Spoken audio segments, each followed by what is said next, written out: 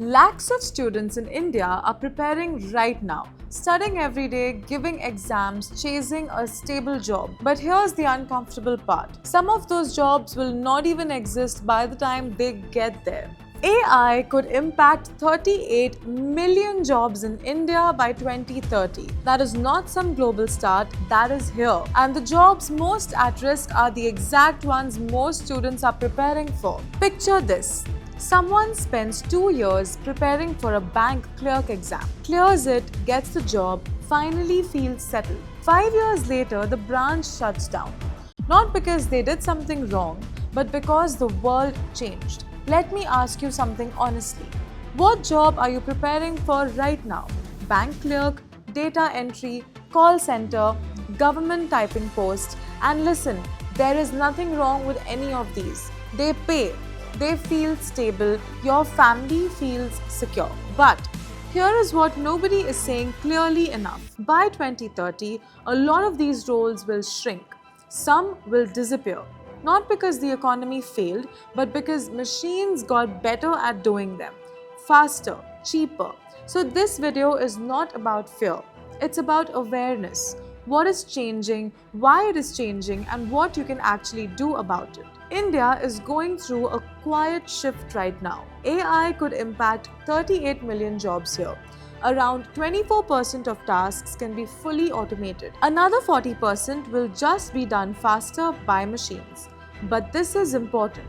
Jobs are not ending, they are changing. At the same time, new roles are being created. The problem is simple. Most students are preparing for the jobs that are shrinking, not the ones that are growing. The gap is where people get stuck. Take data entry for example. Right now, thousands of students are improving typing speed, learning basic Excel, preparing for these roles. And earlier, that worked. But now, AI tools can scan a document and fill an entire system in seconds. No errors, no breaks. Companies are already using this, which means demand for manual data entry is slowly going down. If you like working with data, that is not a problem. Just shift a little. Move towards data analysis, reporting, basic SQL. Same interest, better future. Now, think about telecalling jobs. Those basic scripts, calling people, reading lines, answering routine questions. A lot of this is already being handled by chatbots and WhatsApp automation. Not in the future, but right now. Companies still need people, but not to read scripts. They need people who can actually solve problems, handle real conversations, build trust. That is where the shift is. Even banking has changed. Most people under 30 are not standing in queues anymore.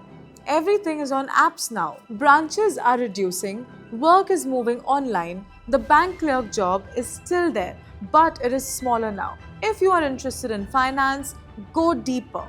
Look at fintech, digital payments, financial products, because just handling cash is no longer the core job. Same with basic office work. Typing, filing, printing, all of this is getting replaced by cloud systems, e-signatures, digital workflows. Even government offices are slowly moving in that direction. The work is not gone, it has just evolved.